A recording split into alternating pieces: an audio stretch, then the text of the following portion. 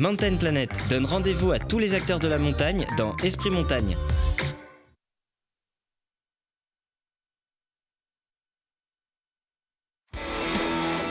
Le groupe Samsé et l'entrepôt du bricolage vous présentent Esprit Montagne.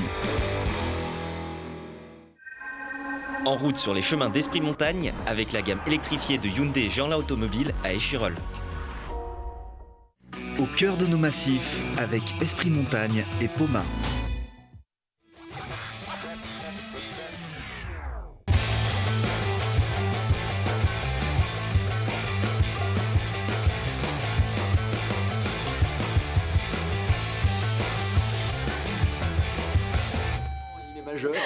Bienvenue à tous, très heureuse de vous retrouver. Les boots aux pieds, la neige a débarqué même ici en fond de vallée à Grenoble. Et on imagine la surchauffe du côté des pisteurs, des dameurs et autres professionnels du tourisme en montagne, n'est-ce pas Laurent Davier? Bonsoir. Bonsoir. Oui, c'est l'excitation qui prédomine, on le sent bien, on l'attendait, elle est arrivée. Il y a du froid pour au moins une quinzaine de jours, donc franchement les clignotants sont ouverts. En tout cas au niveau des conditions climatiques. Absolument, et avec la neige, les Coupes du Monde débarquent en France avec un programme royal et jusqu'à Noël. C'est vrai, c'est une enfilade de Coupes du Monde qui nous attend. On a l'habitude en France en décembre, mais là il n'y a pas moins de 15 Coupes du Monde dans les différentes disciplines. C'est même une trilogie alpine, parce qu'on va être à la fois en Savoie, en Haute-Savoie, et nouveauté en Isère avec le retour de la Coupe du Monde de Bosse à l'Alpe d'Huez. On en parlera. Et c'est l'occasion d'en parler avec nos invités. Anne-Chantal Pigelet, bienvenue et merci de nous faire cet honneur, présidente de la Fédération française de ski. Le plaisir est pour moi. Merci de m'accueillir dans vos plateaux, Lucille. C'est un vrai plaisir. Première femme présidente de la Fédération française de ski. Merci encore d'être avec nous. On va pouvoir échanger sur tous ces sujets, sur cette saison, les conditions qui l'encadrent également, avec également deux habitués de cette émission. Fabrice Boutet, bienvenue. Merci, bienvenue. Alors, qui va recevoir la Coupe du Monde à l'Alpe d'Huez. On est chauvin, c'est en Isère et c'est tant mieux. Président de SATA Group, directeur général de SATA Group avec nous. Le président, il est ici et c'est Didier Barrios. Bonjour Didier. Bonjour. Et oui, président du Club des sports de Courchevel, avec plein de nouveautés pour cette année à Courchevel, mais bien sûr la traditionnelle. Épreuve de Coupe du Monde féminine, le géant dame, pourvu que tout se passe bien, mais ça va aller. Oui, il n'y a pas de souci. Déjà, on a la neige, donc tout va bien. Eh bien, on va voir ça tout de suite. D'abord, déjà, ça y est, ça a commencé, c'est le grand angle.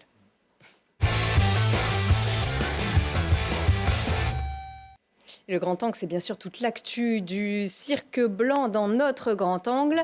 Et ça commence avec du biathlon, ça y est, première victoire. On a déjà 4 podiums pour ce week-end d'ouverture, et dont 2 en biathlon, avec honneur aux dames Anaïs Chevalier-Boucher, qui était terminé deuxième du sprint. Donc après une petite désillusion dans l'individuel où elle a fini au-delà de la 50e place. Vraiment, elle a su rebondir. Elle a 52, expliqué qu'elle avait besoin des fois de se réveiller, d'avoir un petit coup de pied aux fesses. Et pour rebondir, c'est un petit peu... c'est action-réaction, mais en tout cas, c'est un podium et c'est de bon augure pour la suite. Les Françaises ont peiné dans l'individuel, mais elles ont rectifié le tir dans le sprint. Par contre, chez les garçons... Chez les garçons, très beau, très belle performance collective. Alors, on a Simon Détieux, on attendait Émilien Jacquelin, on attendait Quentin Fillon-Maillet, et c'est la force du biathlon français, c'est Simon Détieux qui a débarqué. À force de dire que c'est le troisième homme, maintenant il s'impose. Il est en tête de la Coupe du Monde au général avec Johannes Beu. On n'a que des premiers hommes, en fait, finalement, dans cette équipe. Auteur d'un podium en individuel troisième au milieu des Norvégiens, ça a évité un quintuplé norvégien. Et petit à petit, le biathlète de l'Ain, d'Hauteville, il s'impose et on a vraiment un trio qui est capable d'aller jouer régulièrement des podiums. Donc les autres ne sont pas en reste. Émilien Jacquelin avait des jambes en feu et des skis qui marchaient très bien. Il a fait le meilleur temps à ski. Mais c'est le tir, surtout le tir là. Oui, c'est le tir. C'est Émilien. Il sait ce qu'il a à faire pour être le numéro 1 mondial. Il faudra qu'il progresse un petit peu en régularité. Il revient de blessure aussi. Il revient de blessure. Il faut se trouver aussi avec... sa position, sa mobilité. Ce qui est encourageant, c'est d'être aussi rapide sur les skis. Ils ont mis quand même 2-3 piles aux Norvégiens. Je ne sais pas ce qu'en pense Anne-Chantal. Ça veut dire qu'il y a eu du très bon travail fait par les techniciens. Et ça, c'est important. Ça veut dire qu'on est dans le jeu d'entrée. Et c'est toujours de bon augure. Oui, je crois que la préparation, en tous les cas, aujourd'hui, prouve qu'elle a été bien menée. Et aujourd'hui, il s'agit de petits réglages, des surprises qui vont en irriter certains ou faire rebondir d'autres. Donc, c'est de très bon augure pour les prochaines courses qui arrivent et qui valident tout le travail non seulement des athlètes, mais également de l'encadrement. Le freestyle, des bonnes nouvelles aussi. Des bonnes nouvelles. Ils étaient en repérage à Secret Garden en Chine sur les sites olympiques, qui auront lieu, les épreuves auront lieu là-bas en février prochain. Et bien là encore, on a deux podiums. Allez, les filles d'abord. Et c'est Marielle Berger. Voilà, Sabatel, des arcs, donc qui termine 3e, qui prend date et qui prend rendez-vous pour les Jeux Olympiques. Je ne dis pas qu'elle a poinçonné son ticket, mais en tout cas, ça veut dire qu'elle a quand même pris la dimension de la piste. Et chez les hommes, Bastien Middle, qui inaugure aussi le compteur des podiums en ski cross, et qui aurait pu qui faisait la course en tête et qui a fait une faute malheureusement et qui n'a fini que 3e. Mais c'est de bon augure aussi. Ça veut dire que on a des Français compétitifs qui sont au rendez-vous et qui sont déjà sur les podiums. Bon, en alpin, quelques annulations aussi. Alors en alpin, c'est sport d'hiver. Donc le ski mondial est aux États-Unis, continent nord-américain. Il y a eu un géant dames annulé à Killington. Dommage pour Tessa Worley qui était allée pour ça et qui n'a pas pu courir. Il y a pour des raisons météorologiques, pas des raisons sanitaires. À cause du vent. Et puis à Lake Louise, c'était pas mieux à cause de la neige. Donc descente annulée, une des deux descentes annulées, et puis Super G annulé aussi. Donc ça fait, c'est malheureusement les sports d'hiver, mais on peut pas mettre la sécurité des coureurs en jeu ou faire des courses qui sont pas justes quand il y a du vent. Voilà. Au milieu de tout ça, on a quand même des satisfactions, notamment Mathieu Bellet en vitesse, qui pourtant revenait aussi d'une blessure, qui a une préparation un peu perturbée, le niçois, et qui fait 7e, ce qui est remarquable, et qui prend aussi date pour l'avenir et pour les prochaines courses. Voilà. Retour de Nastasia Noès aussi. Oui, Nastasia est dans les points. Voilà.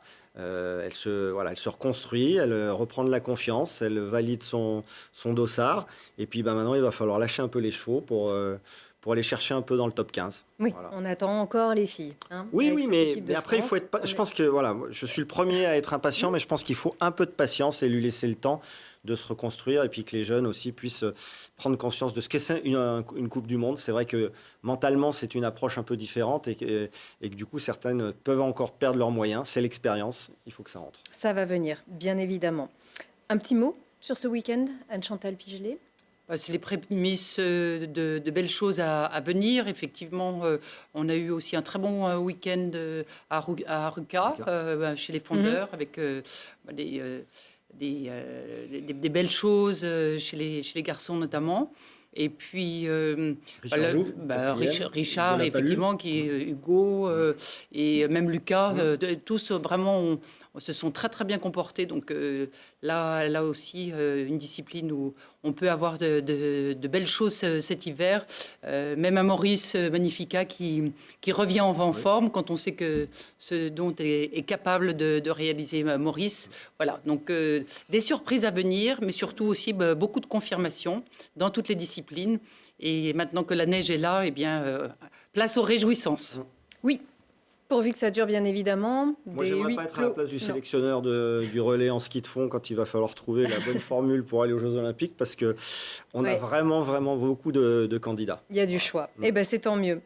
Un ski chrono spécial Coupe du Monde. Oui, on est dans le ton et dans l'esprit de nos invités. Le numéro de décembre est traditionnellement un numéro spécial Coupe du Monde, avec plein de petits sujets qui sont liés à ça. Si, on peut le revoir, allez. Il y a les 10 ans on a fait les 10 ans de la Coupe du Monde de Courchevel à toutes ces grandes dames. On a fait le face-à-face entre Mathieu Fèvre et Alexis Pintiro sur la face de Bellevarde, avec un comparatif entre ces deux ténors. On a aussi un sujet... Qui a gagné? C'est Gauthier de Tessières qui devait faire l'arbitre. Donc il ne s'est pas mouillé, mais en tout cas, il donne quelques infos sur les qualités techniques, physiques et des deux. Donc c'est l'école des fans, alors. De ces deux cadors. Alors il ne voulait pas se fâcher non plus avec l'un ou avec l'autre. On a un très joli sujet aussi sur le Grand Bornand, la Coupe du Monde, tous les fondus qui viennent dans ce chaudron au Savoyard, qui viennent de toute la France, tous ces supporters qui vraiment se donnent comme point de ralliement le Grand Bornand. On en parle dans un instant. Populaire. On a une interview assez longue de Mathieu Bellet, le jeune descendeur niçois, et un portrait, pour ne pas oublier les snowboarders, de Merlin Surgé, le chamoniard. Voilà. Et en plus, on a le programme de la Coupe du Monde pour ne rien manquer à l'Alpe d'Huez. Voilà, programme officiel qui est distribué avec toutes les réjouissances et tous les horaires des épreuves pour ne rien manquer. Bref, Voilà. achetez Ski Chrono si vous voulez rentrer dans les délais de cette émission aussi. D'ailleurs, on y va tout de suite. C'est parti. C'est le focus de la semaine, les Coupes du Monde.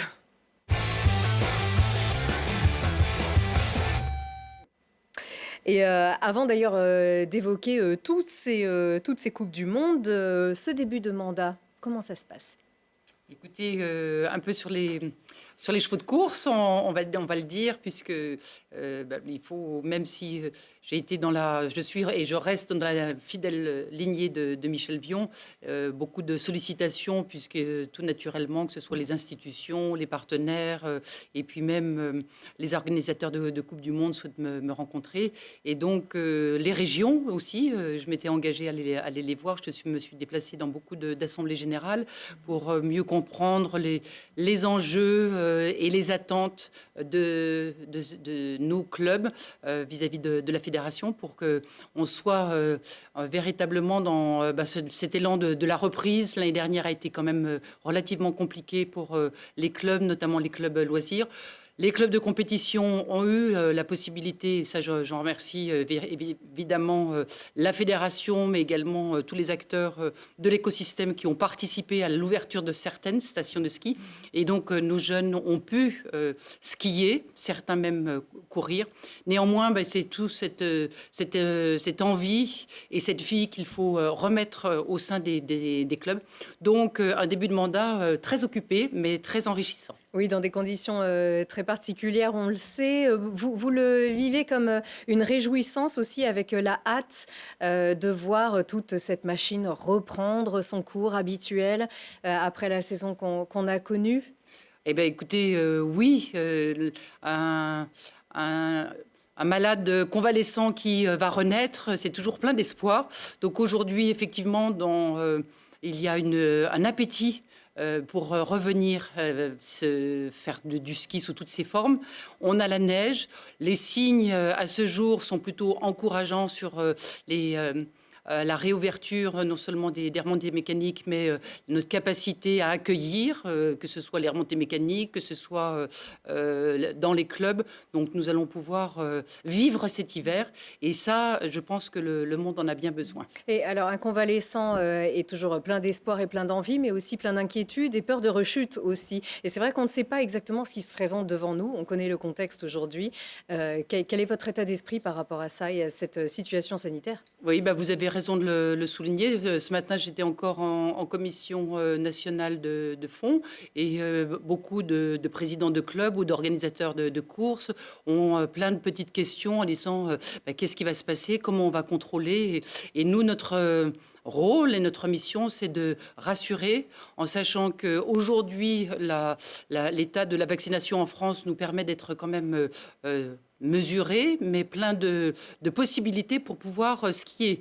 Aujourd'hui, il s'agit simplement de s'organiser, d'avoir des personnes qui puissent contrôler de façon raisonnée et raisonnable, de manière à ce que les parents qui confient des enfants, mais également des organisateurs de courses, quel que soit le niveau, puissent le faire de façon tranquille, sans se dire « mon Dieu, qu'est-ce qui va se passer ?»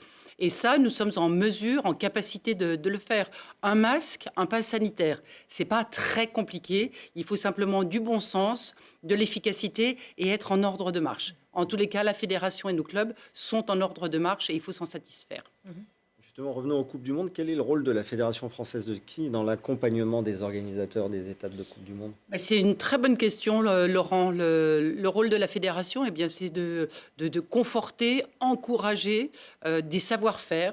Des savoir-faire qui sont uniques entre la technique, la capacité aussi à accueillir du public. Là, c'est un savoir-faire qui peut vite disparaître au fil du temps, d'où la nécessité finalement d'avoir de manière récurrente des Coupes du Monde qui soient organisées, puisque ce savoir-faire, il est dans les mains de bénévoles, il est dans les mains de professionnels, et il fait rayonner le savoir d'organisation technique et d'accueil de la France. Donc ce rayonnement, il est très important.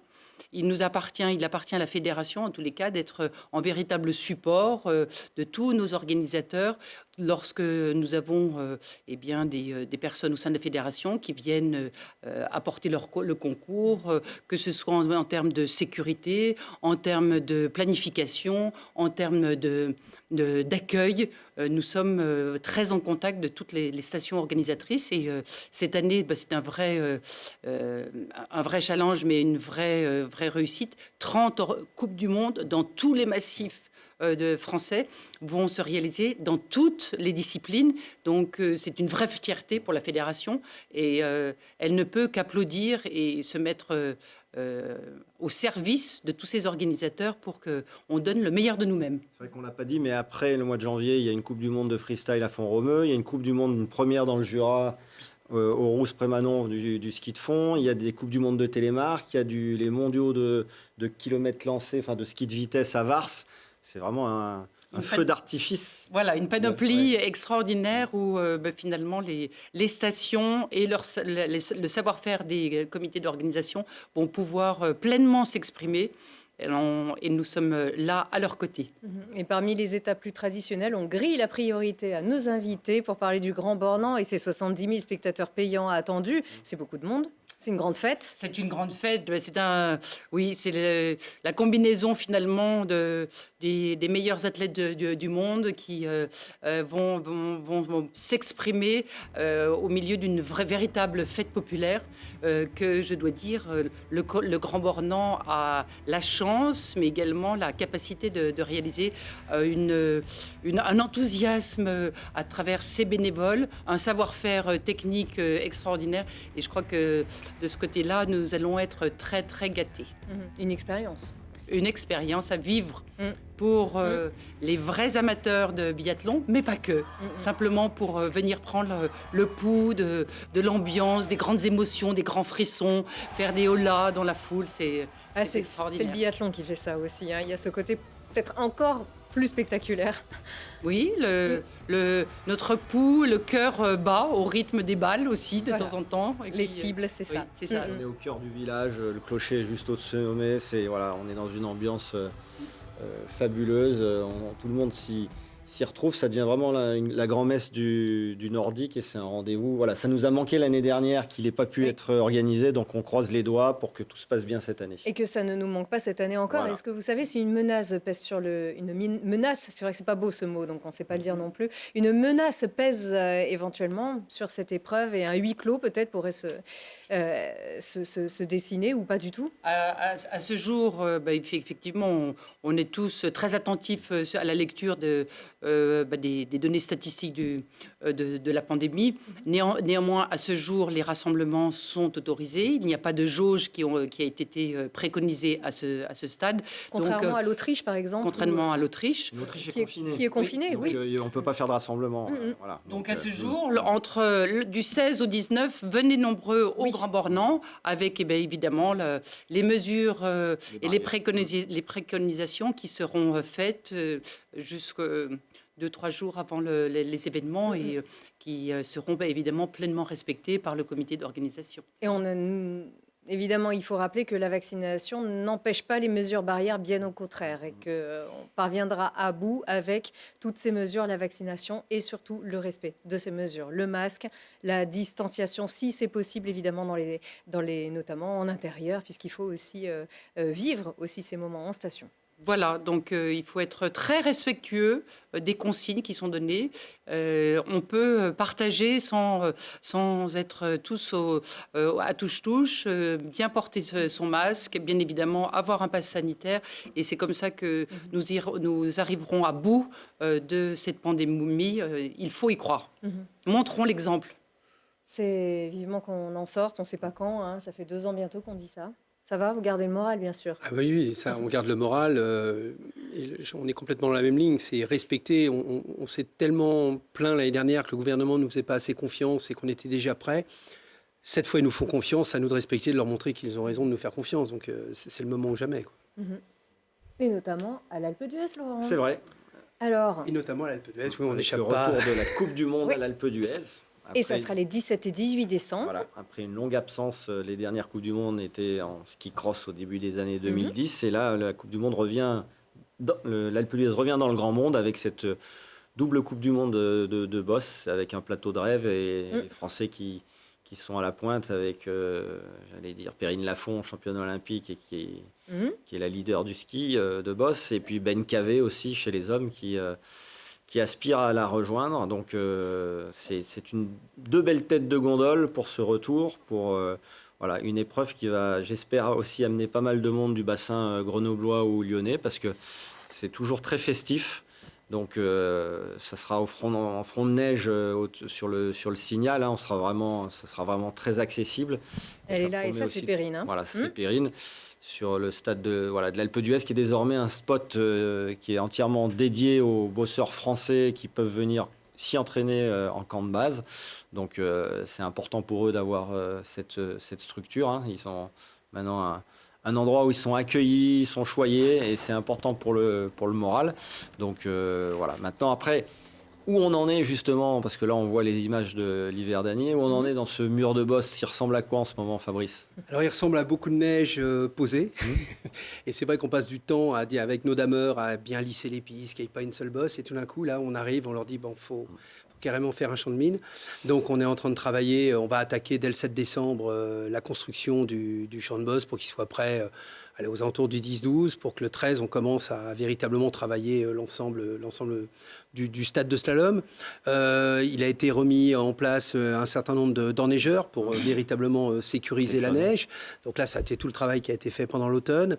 Tout fonctionne, tout a été testé, donc tout fonctionne. Et en ce moment, il neige en plus, donc on fait fonctionner les canons et on accueille la neige avec un grand plaisir. Ce qu'il faut savoir, c'est que si on a l'usage de la dameuse en descente pour faire les petits tas de neige et tout, après tout se fait à la pelle. Oui. Tout se fait à la pelle. Tout se fait à la pelle, à la main, et c'est un travail de fourmi. Avec un cahier des charges que j'imagine énorme. Surtout que c'est en duel aussi, donc ça veut dire qu'il y a un peu de largeur. Donc non, c'est...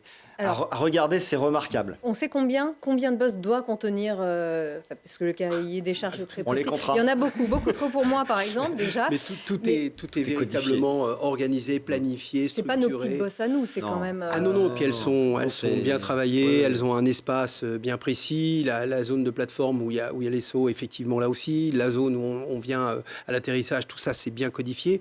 Et ça se fait avec... il a fallu, nous, réapprendre à faire des bosses. Après l'avoir appris pendant des années à l'étasser. Donc, réapprendre à faire des bosses. Et là, les équipes de ski de boss avec tous les coachs nous y aident, sont présents avec nous. Et là, je suis d'accord, Laurent, ça se fait tout à la pelle.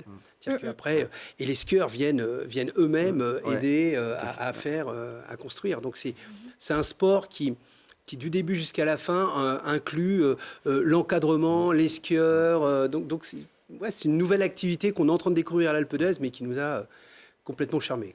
Quand on aime. Hein. Enfin, j'ai tellement de respect, je suis tellement humble, je suis absolument admiratif, c'est tellement technique, c'est spectaculaire, c'est... Voilà. Et je suis incapable d'en passer une. Je veux dire, nous, on les évite et eux... voilà. Il y aura aussi un rassemblement de toutes les générations de bosseurs français. C'est ça. Vous pouvez nous en dire un petit peu plus sur c'est la France, les sur rois le casting. Alors, non, sur le casting, moi, je n'ai pas regardé tout le casting, Laurent, ça, je te laisse. Moi, j'ai eu vent de quelques noms. Il y aura Edgar Gros-Piron, il y aura, je pensais, Nano Pourtier, il y aura Éric Berton, il y aura Guil Bocola. Voilà, Guil Bocola. J'espère qu'il y aura Anthony Bénat de Megève aussi, qui a été champion du monde. Enfin, il y aura les filles, peut-être Raphaël, je ne sais pas si Raphaël Monod pourra normalement, voilà, il devrait être là aussi. Mais voilà, Candice, aussi. Candice, voilà. Donc ça va être très sympa parce qu'ils vont être réunis le jeudi soir pour un repas, et le vendredi matin on pourra les voir entre deux manches, je crois. Ils descendront la dernière partie pour nous montrer qu'ils savent toujours skier. Qu'est-ce qu'il devient, Olivier Alamand? Il était médaillé d'argent derrière Edgar Gros-Piron. Il est toujours, je pense, à la Plagne, et il sera peut-être présent sur ce plateau parce qu'il y a une vingtaine de bosseurs. Donc, parce que ça fait pas 30 ans bientôt. Si. Voilà. C'est incroyable. Mais ils n'ont pas, honnêtement, ils n'ont pas vieilli. Ils ont toujours la banane et on attend ça. Mais alors, la l'enthousiasme. fête qu'on va faire ici sur ce plateau pour fêter les 30 ans de cette médaille d'or de fou remportée par Edgar Gros-Piron, c'était en février 1992 au JO d'Albertville, et c'était à Tignes. Ce qu'on peut rajouter aussi pour le grand public, c'est qu'il y aura des animations, une initiation au ski de boss sur une partie du front de neige, une initiation biathlon avec ski chrono, on sera de la partie aussi. Donc voilà, ça va être vraiment une grande fête de la neige et dans une semaine qui va être très riche parce qu'il y aura en même temps le biathlon au Grand Bornand, il y aura les femmes à Val d'Isère pour la descente. Ça va être, ça va être très chaud, intense. Avec vraiment cette patte bosse à l'Alpe d'Huez. C'était un coup de cœur vraiment, ou est-ce que ce sont les conditions aussi, c'est la nature de cette pente qui ont fait vraiment un spot mythique pour les bosseurs? Alors pour la pente, effectivement, tout de suite, ils ont senti que c'était la bonne pente qu'il fallait. Et puis ça, je pense, ça a été une belle rencontre entre nous qui avions une volonté d'aider nos sportifs pendant toute cette période de confinement. Donc on avait laissé ouvert nos remontées mécaniques sur les stades de slalom pour que les jeunes puissent s'entraîner. On a même fait des FIS. Enfin, on s'est vraiment débrouillé pour qu'ils puissent skier et passer plus de temps sur les skis que sur les tablettes. Et puis est arrivée l'équipe de France de ski de boss. Et là, ça a été une vraie rencontre. Et j'ai envie de dire, c'est au-delà même d'un intérêt pur et dur, ça a été une vraie volonté de faire quelque chose ensemble. Et franchement, c'est quelque chose qui nous paraît vraiment, qui se déroule naturellement. Il n'y a rien en force, tout ce travail. Ils arrivent avec les cahiers des charges, on en a parlé, que ce soit sur la pandémie, mais que ce soit aussi sur toute la partie télévision, organisation, protocolaire. Nous, on réapprend tout ça. Ça fait plus de 11 ans qu'on n'avait pas mis les pieds en Coupe du Monde, donc on réapprend tout ça et on le réapprend avec un plaisir fou parce que les équipes sont vraiment d'une ouverture incroyable. La fédération a été extraordinaire avec nous, patiente, expliquante. Vraiment, ça a été vraiment quelque chose de vraiment bien. Chantal parlait de savoir-faire. À l'Alpe d'Huez, ils ont quand même un savoir-faire, même s'ils n'avaient pas de Coupe du Monde depuis 11 ans. Ils savent organiser des épreuves et ça va revenir assez vite. Je me fais pas de soucis. Et ils savent aussi recevoir tous les skieurs parce qu'on est en train de voir justement un peu les différents spots pour les 3 stations quand même. Donc l'Alpe d'Huez, la Grave, les 2 Alpes, la Grave, la Meige, les 2 Alpes et les conditions. On a dit qui devrait s'annoncer très très bonnes pour cet hiver. Donc voilà, un dernier petit mot sur WAD, l'association We Are Different, qui accompagne à la fois l'Alpe d'Huez et la Fédération française de ski et qui aide à trouver des financements et à faire que c'est un accélérateur de particules avec Christophe Michaud, Marc Garcia. Ils sont là pour faire en sorte que les bosseurs soient dans les meilleures conditions pour s'exprimer et performer. D'accord. Beaucoup de bienveillance, énormément de bienveillance autour de tout ça. Ils transmettent en fait, ils continuent de vivre leur passion. Tout à fait. En appuyant et en permettant finalement aux équipes d'aller encore un peu plus loin dans leurs rêves. Et je crois qu'il faut vraiment saluer ces personnes qui sont engagées, des passionnés qui vivent. Voilà. On a parlé de tous ces anciens bosseurs. On fait un petit clin d'œil à tous les anciens de l'Alpe d'Huez aussi. Jennifer Piot qui a raccroché il n'y a pas très longtemps. Ophélie, David. Elle sera là. Elle sera présente. Elle sera heureusement. Gauthier de Tessière. Gauthier de Tessière, qui sera là. Oui, bien sûr, absolument. Voilà, que du beau monde. Je sais pas. Non, lui, il aime bien quand ça va droit et que c'est plat. Mais... il est mieux. Mais c'est un bosseur quand même dans la vie de tous les jours. C'est un gros bosseur. C'est pour ça que je disais avant Roberto. Didier, les boss, oui, non? Oui. Bosseur ou pas bosseur? C'est pas ma spécialité, on va dire. Il est plus glace. Voilà, je suis plus du côté de la glace. Moi. Oui, du côté de la glace, avec un casque et une crosse. Voilà, ancien joueur de hockey, bien sûr. Hockeyeur un jour, hockeyeur toujours, de toute façon. Exactement, ça, on le garde dans la peau. Voilà. Absolument. Comment va Taïna déjà? Taïna va bien, elle a repris ses études, reconversion après 14 ans à l'équipe justement. Et tout se passe bien pour elle, donc voilà. Et puis vu qu'elle vit avec Bastien Midol, elle a été heureuse ce week-end, on va dire. Elle a passé un bon week-end. Voilà, elle a passé un bon week-end. Très bonne nouvelle. Multidisciplinaire, la famille chez vous. Et Taïna a aussi donné la main sur la Coupe du Monde du Grand Bornand. Elle était sur le pas de tir là. Voilà. Donc la dernière fois qu'on l'a vue aussi. Exactement. Et elle était venue aussi nous aider sur la Coupe du Monde à Courchevel l'année dernière aussi. Voilà. Donc elle reste dans le milieu, elle adore, et puis c'est la grande copine de Tessa, donc c'est elle pour l'occasion de justement de pouvoir suivre Tessa et de voir sa copine. Voilà, et c'est la grande famille de la montagne, bien sûr, et cette grande famille qui est réunie donc à Courchevel pour cette traditionnelle épreuve de Coupe du Monde féminine, ce géant féminin. Alors d'abord, on a une petite pensée pour Bruno. Pour Bruno Thuer, le directeur du club des sports qui... là, c'est la grosse tuile, la double tuile. C'est 2 enfants qui se sont fait le genou gauche à 3 jours d'intervalle et qui sont opérés prochainement. Voilà. Donc, Louis a été opéré cet après-midi. Voilà. Donc c'est pour ça que Bruno n'est pas là, tout simplement parce qu'il voulait être au chevet de son fils. Louis, c'est important. Et l'autre, c'est dans une semaine, je crois, pour lundi prochain. Voilà. Donc c'est quand même une sacrée tuile. Il a la Coupe du Monde à organiser. C'est le directeur du club des sports de Courchevel. Le bâtiment inauguré c'est du club pas des simple, sports dont on ouais. parlera un petit peu aussi. Donc et il va faire le taxi pour aller justement gérer ses enfants. Voilà, un sacré mois de décembre à vivre. Eh ben, Voilà. décidément, c'était pas bien. Ouais. C'était pas leur jour. Voilà. C'est la vilaine twin. Allez, une grande pensée à toute la famille. Et une grande pensée aussi à toutes les petites mains et les grandes mains aussi qui préparent cette Coupe du Monde pour ce traditionnel week-end, hein, comme on le dit. C'est les Alors ça sera un mardi. Ah, Ce parce que traditionnel c'est les week-end, d'habitude, Oui. qui est un week-end, mais là, exceptionnellement, comme c'est un one-shot, c'est un mardi. Voilà, c'est un géant pour l'instant. Oui, pour l'instant. Parce que l'annulation du géant de Killington pourrait faire que Courchevel double la mise, ce qui serait une très bonne nouvelle. Ça ferait une 16e Coupe du Monde au mois de décembre. On est rentré en négociation, Voilà. donc on va voir ce qui On va verra. se passer. On regarde si on peut le reprendre, surtout sur les problèmes d'hébergement, parce que c'est un peu le... Parce que vu que ça se présente très bien en station, donc il fallait qu'on vérifie qu'il n'y avait pas de souci sur l'hébergement et qu'on puisse le reprendre vraiment dans de bonnes conditions. Là, Mais il y a quand est-ce qu'on saura alors? Pendant les prochains jours. Là. 24 Ça va être assez rapide. D'accord. On sera en Ça, début c'est des tout. vacances de Noël en plus. Donc, Bon, déjà préparez-vous pour le 21 décembre avec ce géant. et plus si affinité. Voilà, absolument. Et dans des conditions, comment est-ce que ça se prépare? Eh bien, alors, pour l'instant, je dirais que ça se présente bien. Déjà, le principal, c'est d'avoir de la neige. Il y a du froid. C'est important aussi parce que ça permet de consolider avec la neige de culture, la neige à canon. Ensuite, nous, de notre côté, tout est au vert. On va avoir ce nouveau bâtiment qui va nous permettre de pouvoir travailler dans de bonnes conditions. Les équipes sont déjà à pied d'œuvre, hein, ils sont sur le terrain. On va s'y rencontrer commence- bientôt, je crois, hein, d'ailleurs. Oui, hein. voilà, C'est ça. exactement. Voilà. Et Un donc, très très bel équipement qui a vu le jour, qui est sorti de terre. exactement. On va voir Courchevel tout a ça. beaucoup de chance. Hein, et je crois qu'il faut savoir, il faut l'apprécier. C'est une chance unique. Je crois que on va avoir quelque chose qui va sortir de Il n'y a pas beaucoup de l'ordinaire. clubs des qui est- sports dans le monde qui ont ce genre d'infrastructure. Je pense qu'on va faire partie des leaders Oui. au niveau mondial. Donc maintenant, à nous de montrer que cette chance, il faut pouvoir l'exploiter dans de bonnes conditions. Donc déjà sur cette Coupe du Monde, où on va essayer d'organiser quelque chose qui va sortir, je dirais, des terrains battus, hein, j'espère. Voilà, donc... Ensuite, c'est vrai qu'on a la chance d'avoir des gens qui ont de l'expérience sur les Coupes du Monde.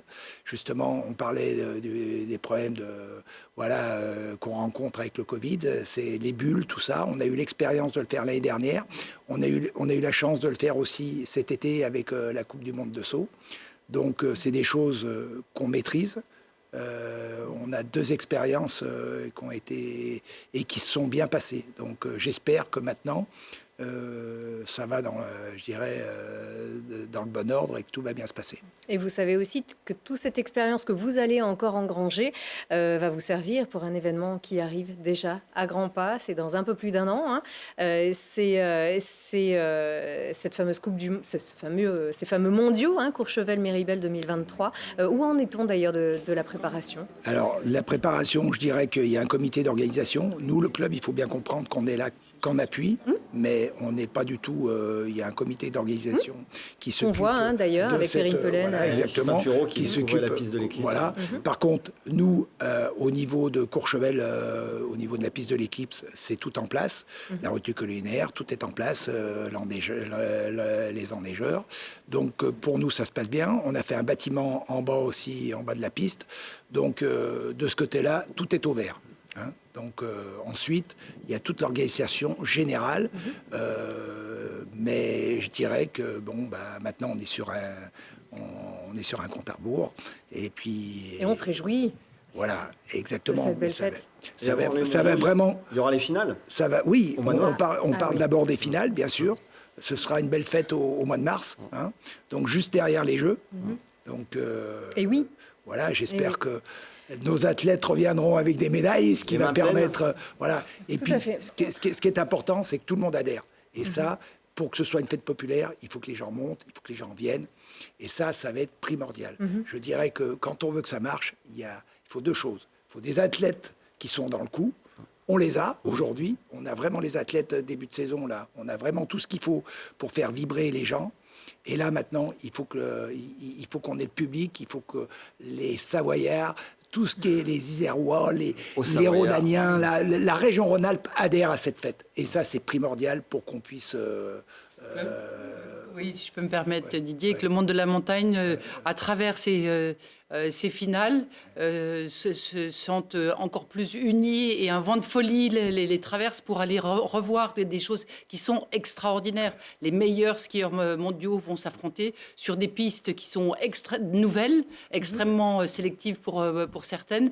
Et donc, c'est un cadeau qui est donné au public. Donc, il faut retrouver cet enthousiasme dans nos vallées, partout, pour que le monde vienne et que les athlètes aussi, nos athlètes français, se sentent aussi supportés, portés, parce que ça, c'est important. Et donc, on attend beaucoup de ces Jeux de Pékin, dont on n'entend décidément vraiment pas beaucoup parler dans les médias encore. Et c'est vrai, hein, on pose aussi la question. Peu de personnes savent encore qu'il va y avoir des Jeux, qu'ils sont à Pékin. Certaines voix s'élèvent évidemment contre les conditions d'accueil et même d'organisation de ces Jeux. Il n'empêche qu'on attend des résultats et c'est aussi en venant applaudir ces champions olympiques qu'on crée une sacrée émulation du côté du public. Voilà, l'émulation, c'est important. Et puis, il ne faut pas oublier que l'image qu'on donne après les jeunes veulent faire du ski, veulent les imiter, et c'est la base. Et ça, c'est primordial. Il faut qu'on arrive à ça pour nos clubs, oui. pour tous nos clubs. C'est ce qu'on peut, la leçon qu'on peut retirer, c'est qu'un athlète, un champion, il inspire à tous les étages. Il inspire un jeune qui va vouloir va avoir des étoiles dans les yeux en regardant la prouesse sportive. Il va inspirer l'adolescent qui va vouloir limiter, dépasser sa zone de confort. Et puis, il nous inspire aussi dans les valeurs qu'il porte d'héros. Et ça nous galvanise tous. Il faut pas l'oublier. Et petite précision, à l'heure où on parle beaucoup de Paris 2024, eh bien, demain, il y a Pékin 2022. Et nos athlètes, alors même si ces Jeux se vivront de façon très particulière, il ne faut pas oublier nos athlètes qui, depuis des années, s'entraînent pour aller chercher un très bel objectif. Et là, eux aussi ont besoin qu'on les voit, qu'on parle d'eux.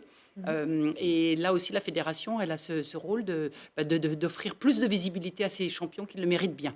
Et on viendra les fêter donc à Courchevel et Méribel en mars. Du 16 au 20 mars. Et on pourra aussi fêter les freestylers, les bosseurs à Megève pour les finales qui auront lieu aussi en France les 18 et 19 mars. Exactement. Voilà.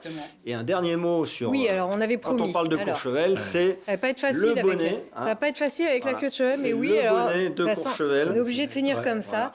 Voilà, non, j'arrive même pas. Elle est donc bien sûr le bonnet, merci, hein, bien sûr. Hop, ça y est, c'est parti. Voilà. On a toute la collection, hein. Chaque année un nouveau bonnet. Voilà. Avec les cheveux qui dépassent, voilà, ça sera moins ridicule. Ok, non, il est magnifique, il est magnifique. Voilà. On est bien d'accord. En tout cas, il pique pas, hein, il est vraiment tout doux. On est obligé de finir comme ça. D'ailleurs, cette émission, on arrive au terme. Merci en tout cas pour tout cet enthousiasme que vous nous avez semé. J'ai chaud tout d'un coup. Vraiment, et on vous souhaite que votre première année de mandat soit... étincelle de médailles, bien évidemment, et on est tous à fond derrière vos skieurs, et puis vous aussi, bien sûr. Hein. Donc le 21 décembre, c'est à Courchevel, et les bosses, les 17 et 18 décembre pour la grande fête que l'on sait et que l'on souhaite vraiment plus que tout. Merci Laurent, merci Madame Pigelet, merci à vous tous, et à très bientôt. Merci. Bon hiver.